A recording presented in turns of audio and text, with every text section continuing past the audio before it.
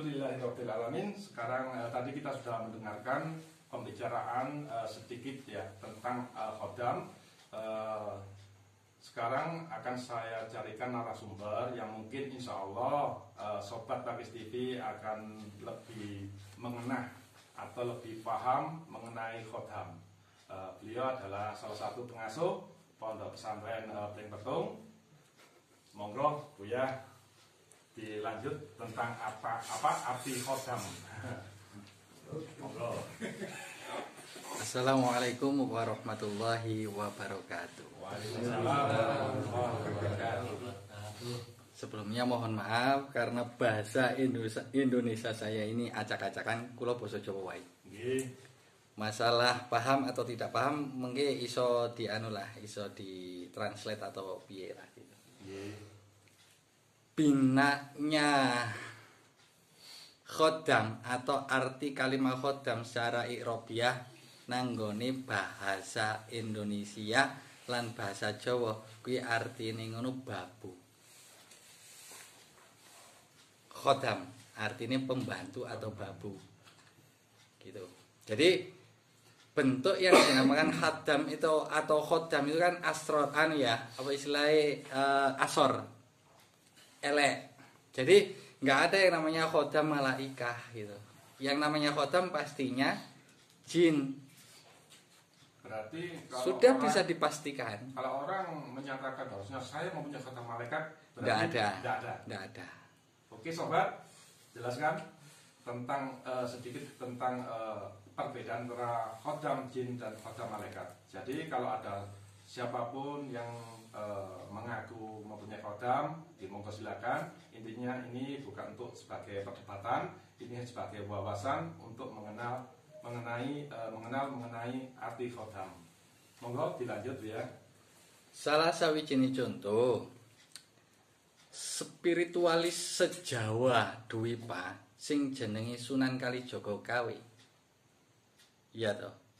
Beliaunya juga mengatakan bahwasanya yang namanya pendamping itu adalah rata-rata yang dikategorikan khadam utawa ya wis bangsane jin.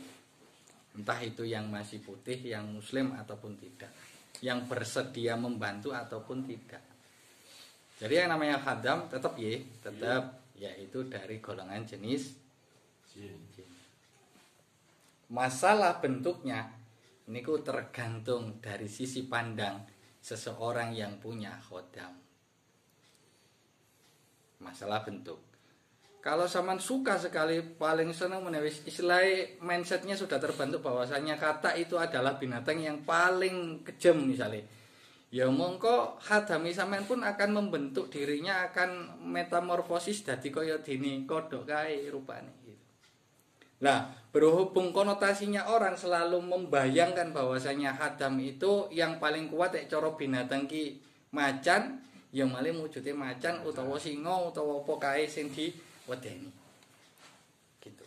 Cuman sebagian besar 98% rata-rata hewan buas. Rata-rata hewan buas, bisa macan, bisa singa ataupun apapun, atau naga atau ular atau apapun.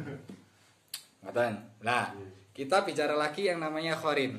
Khorin itu pendamping. Jadi ketika manusia lahir pasti ada khorin, ada pendamping. Khorin kita tidak akan nyari-nyari, tidak usah nyari yang namanya khorin, karena setiap bayi yang lahir pasti ada pendamping. Nek jari wong Jawa iki among. Ya toh?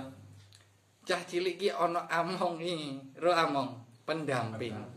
Lah fungsinya pendamping apa? Hanya mengikuti saja.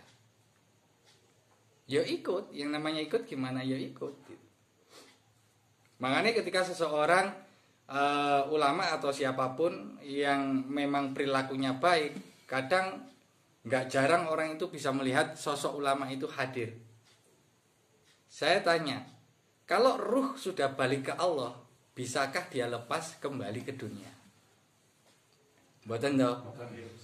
Berarti yang bisa muncul adalah khorin, ya toh? Yang serupa dengan alladzi atau orang yang memilikinya. Ngoten nggih. Jadi bedanya khodam sama khorin dateng ngriku. Terus nomale. Dan khodam itu tidak ada yang namanya khodam malaika. Anda harus paham, yang namanya khodam berarti terletak di sebuah benda. Yang namanya khadam atau pembantu atau khodam itu biasanya pasti terletak di sebuah benda. Oh, berarti seperti pusaka atau ya? Bisa Atau cincin, gitu. keris. Berarti bukan untuk langsung wujud, bukan menempati sesuatu benda. Bukan. Oh, bukan. Pasti menempati benda. Pasti ada di sebuah benda. Berarti tadi yang dibilang Cak Mis tadi, wawasan Cak Mis mengenai khodam bisa jadi dia mencari secara spiritual ataupun dari leluhurnya, titipan leluhur. Itu menurut jenengan bagaimana gitu?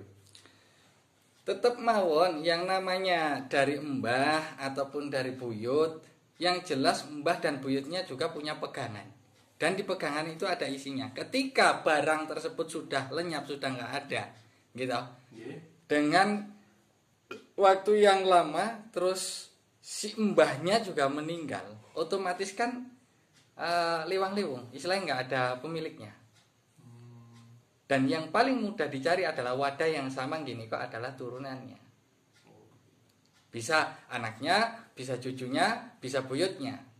Yang pasti keturunan itu memang dari segi nasabnya itu dari satu nasabnya sama, yang kedua mungkin kalau orangnya cekelani ya istilahnya wong Jawa cekelani putih berarti ya perilakunya hampir sama dengan beliaunya. Berarti menyesuaikan dengan wadah. Iya. Wadah orang tersebut atau betul. Cucunya tersebut gitu.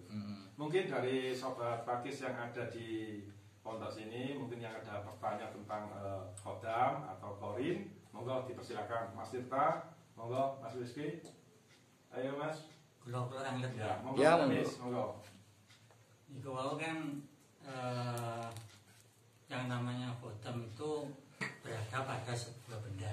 Nah, kalau yang mireng-mireng itu kan wonten tiyang niku diikuti, ya, mboten manggonten benda gitu, tapi selalu mengikuti kemana dia pergi. Apa itu juga bisa disebut khodam atau nopo ngoten niku? Gini, wau lah wis enek bedane antarane khorin sama khodam. Kalau khodam itu misal dia ngikuti pasti ada tujuan tertentu. Entah mau ngikut atau memang mau yang lain gitu loh. Tapi kalau khorin memang dia harus ikut. Dia nggak bisa jauh dari si fulan karena memang yang khorin dia lahir sama barengan tahun tanggal bulan ini kayak. Wow kan tentang khodam itu pasti ada tempatnya. Nah, terus pundi kalau seumpama khodam tersebut karena dari amalan, wujud dari amalan apakah bisa, Bu ya? Bisa. Berarti kan harus ada barang. Barangnya berupa amalan tersebut. Bisa dari amalan tersebut, bisa dari diri sampean sendiri. Menungso gek nek wong Jawa iki ngarani kuwi minangka wadah. Iya toh. Nggih. Ilmu ibarat isine.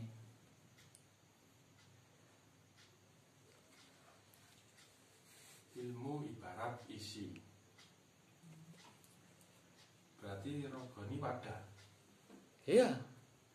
Orang makan aja ada wadahnya, lambung.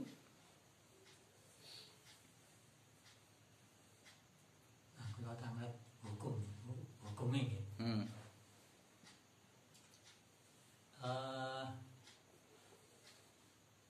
Benten apa mboten? Misalnya tiang kesurupan jin. Kali wonten tiang dilebeti khodame mbae biyen. Ngoten. Benten apa mboten niku? Kerasukan. Lek orang kerasukan kan sering nggak sadar ya, kesurupan kan. Tapi kalau dimasuki oleh punya mbahnya dulu, dia kan biasa, nggak pernah kesurupan. Bisa juga di Sampean kudu paham, yang namanya jin itu ngerupa apa wae bisa, bahkan mbahnya sampean pun juga bisa. Yang bisa membedakan ini kemasukan atau tidak itu kan ilmu.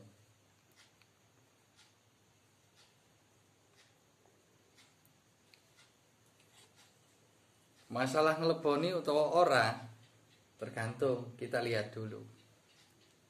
Tergantung, kita lihat dulu. Berarti khodam itu kan ya, menyesuaikan dengan kondisi wadah orang tersebut. Berarti nggak mungkin kata Pak bahasanya kalau ada orang yang baik terus khodamnya jahat, apakah mungkin? Orangnya baik khodamnya jahat, ya ndak juga, ya tapi bisa juga. Bisa juga. Tergantung lah. Tergantung. Berarti semuanya niatnya dari si pelaku tadi. Gitu. Titik tengahnya pokoknya sing dadi sanad itu adalah ilmu. Ilmulah sing dadekno sesuatu itu baik atau tidak kan untuk. Saman bergaul dengan jin pun tidak masalah. Tapi yang jadi penengahnya apa? Yang jadi pegangannya apa? Pengetahuan toh, ilmu toh, kefahaman toh. Jadi antara salah dan benar hakikatnya orang ono sing ngeruh kan itu. Angin kejaba Gusti Allah. Manusia tinggal mengira-ira, diukur dari sanad atau hukum-hukum tertentu. Gimana buatan? Gimana sobat Agis TV? Monggo. Mungkin ada lagi pertanyaan dari Mas Rizky, Mas Tirta, yang kemarin masih memikirkan sesuatu hal yang spiritual. Begini, mungkin sedikit kalau jabarakan ya. Kita bahas ini untuk awal. Awal itu dalam artian kita rangkul lah konco-konco bolo-bolo yang masih awam supaya paham. Jadi saya pun harus menjawab yang sedemikian gitu. Harus. Jadi kalau kowe iki mbae teko ngono gak ono dicadongi kopi, misalnya diwenehi rokok, diwenehi apa iki nek wong Jawa-Jawa kae sajen. Diwenehi sajen. Sebetulnya itu tradisi. Tradisinya orang dulu yang ke bawah sampai sekarang. Gitu. Dan yang datang itu juga bukan roh atau arwah. Untuk roh ambil arwahe mbah, ya toh. Tapi jin. Ya. Begitu. Tapi pada intinya roh kalau sudah kembali Sudah urusan Allah sudah, itu. Bisa kembali. Tanggal ya. Apakah seseorang yang mempunyai khodam itu bisa melihat khodamnya sendiri? Nanti jangan dijawab dulu. Nanti kedepannya kita bahas lagi bagaimana cara melihat khodam. Jadi Sobat TV yang ada di dunia maya ataupun dunia Gaib ya. Nanti silakan subscribe, like, and comment. Jangan lupa lonceng ditekan supaya nanti kita bisa bahas tentang bagaimana cara melihat khodam. Apakah mungkin seorang yang mempunyai khodam bisa melihat wujud dari khodam tersebut? Oke Sobat TV, Sobat Pakai TV, terima kasih banyak sudah menonton video kami. Mohon maaf kalau ada salah kata. Mudah-mudahan Allah memberkahi konten hari ini. Amin. Wassalamualaikum warahmatullahi wabarakatuh.